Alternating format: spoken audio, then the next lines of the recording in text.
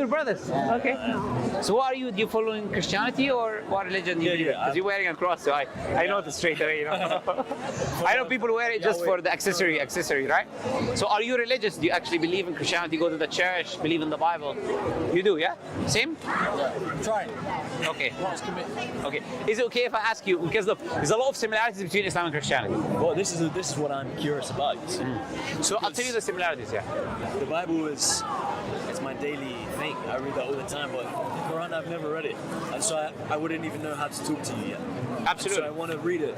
Absolutely. To know how it's a very important thing, yeah, for us to study different people's religion, to understand where they're coming from, to understand their point of view, to understand them better, right? That's why I read the Bible, so I can understand the Christians better, where they're coming from, etc., right? So there's a lot of commonalities between Islam and Christianity. The first is we believe in a lot of similar prophets. Abraham, Noah, Adam, Jesus, Moses, believe in similar prophets, right? The second thing is we believe in the virgin birth of Jesus. We believe Jesus was miraculously born. He didn't have a father. So Muslims believe, right? We believe he was a prophet of God. We believe he was the Messiah.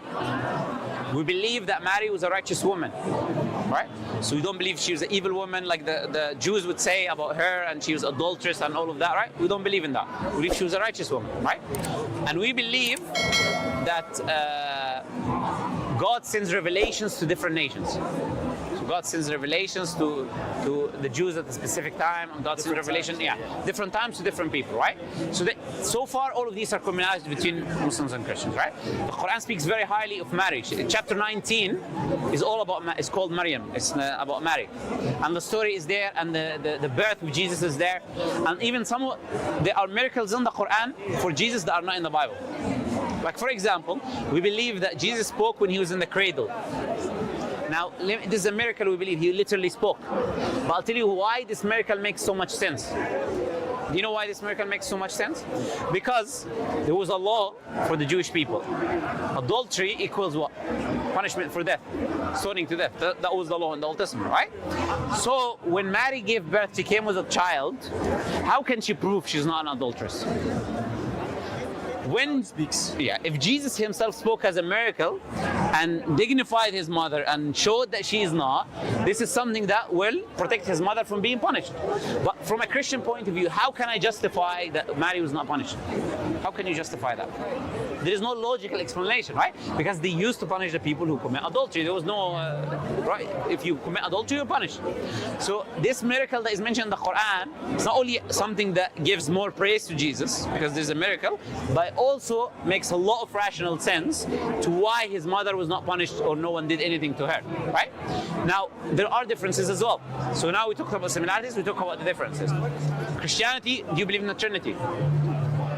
Yes. You believe in the Trinity, you as well, right? So that's the difference between Islam, Muslims and Christians. Muslims say the Trinity is a concept that is not in the Bible. And we say that the Trinity came later on, 400 years after Jesus. We say if you go to the Old Testament and you look at the prophets and messengers, none of them preached Trinity. Abraham did not preach Trinity, Noah did not preach Trinity, Solomon did not preach, David did not. None of the prophets in the Old Testament preached Trinity, right? That's what Muslims would say. So we say, well, that's why we would disagree with it. We say God is just one. Don't say God is 3 in 1 or 4 in 1. Another disagreement is that we say that Jesus, we don't believe someone dies for anyone's sins. We don't believe Jesus died he didn't die at all, and we don't believe he died for anyone's sin. That's a Muslim belief, right? So we say is... Sorry, clarify that. I'll clarify. You don't believe he died at all? We don't believe he died. We believe God took him up, right? Okay. So you believe in the end there was ascension. Yeah, you believe the ascension as well. We believe in the ascension, but we don't believe there's a death before the ascension. It's a difference, right?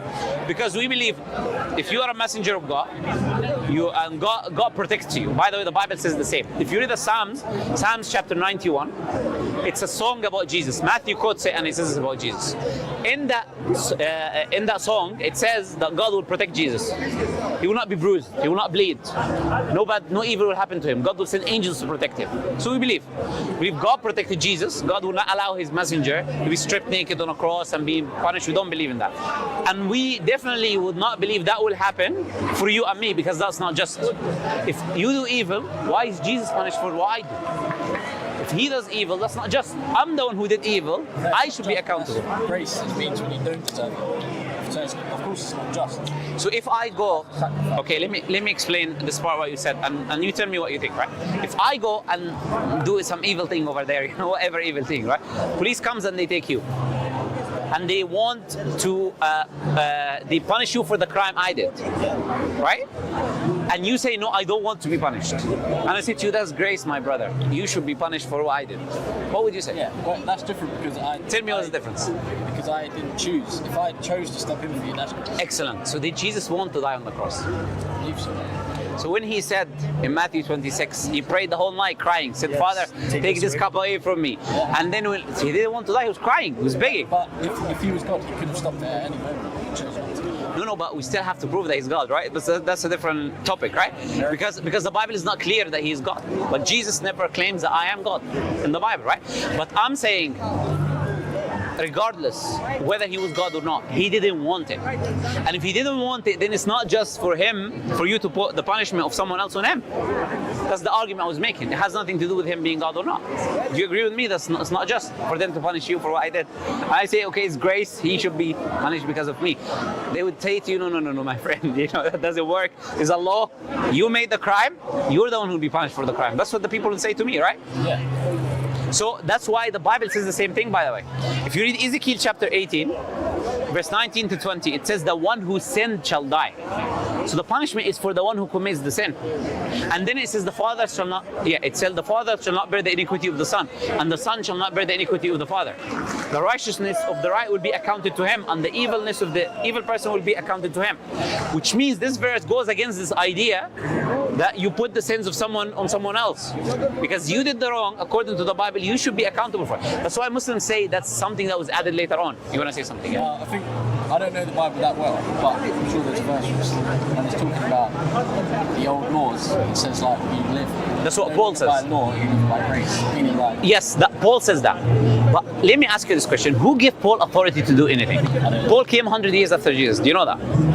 Paul never. I have issues with Paul myself. Good, excellent. So, By the way, the disciples had issues with Paul. I know In Acts chapter 17 and 21, they were arguing with him. Yeah. Didn't meet them for 14 years. Why? I'll tell you, he lied to them straight to their face, because what he just said. in the Quran. Sorry?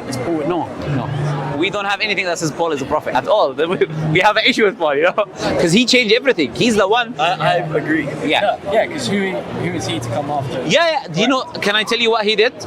He said, I was going on my road to Damascus. Imagine, I was going to my road to Tesco, and Jesus appeared to me. He said Jesus appeared to him, and then he said, Paul, do this and this and that. And he says that's the evidence. But anyone can do that. Anyone can say, I'm walking on my way. I saw Jesus, and he says it's okay to do this now, and it's okay not to do that now, right? It's not evidence. So we have an issue with Paul, especially that I said to you, it's clear in the Bible that he lied. You said the law, you don't need to follow the law anymore. Paul was going to the Jews, and he was saying to the Jews, you do not need to follow the law anymore. Yes, actually, Jesus says, I have not come to take away the law. Excellent. So Matthew, what he just quoted, is the most important thing, which is in Matthew, right? This is Jesus says, I did not come to destroy the law or the prophets. I have come to fulfill. Fulfill it, yeah. Then he says, not a single drop, not a single tittle will be dropped of the law. If you break a single drop of the law, you will not enter. You shall be called the least in the kingdom of heaven. Yeah. If you break the single little bit of the law, you shall be called the least in the kingdom of heaven. And then he says, unless your righteousness exceeds the righteous, you shall not enter the kingdom of heaven. So he is there making a very clear point, right? That you need to follow the law. In Matthew, he's making a clear claim there. Yes. You need to follow the law. But I don't think Jesus believed that the Pharisees were righteous. Yeah, he didn't. Absolutely. He says, I agree with you. Whitewashed tombs. Do you know why? Do you know why? None of you are actually absolutely righteous as you. They had a problem, right? They had the works, they didn't have the faith. Correct belief, the correct action, the correct morals, they didn't have. They had the works only. So the works did not save them. So Jesus' point is, you cannot only be like the Pharisees, you have to exceed the Pharisees. Not just the works, you have to have the faith as well. Right? And something we agree with. That's why James said faith without work is dead. Yeah. Right? Because it's making your faith. Yes. Works. Absolutely, right? So he's making a claim you need both. Both of them have to go hand in hand. And this is the Islamic teaching.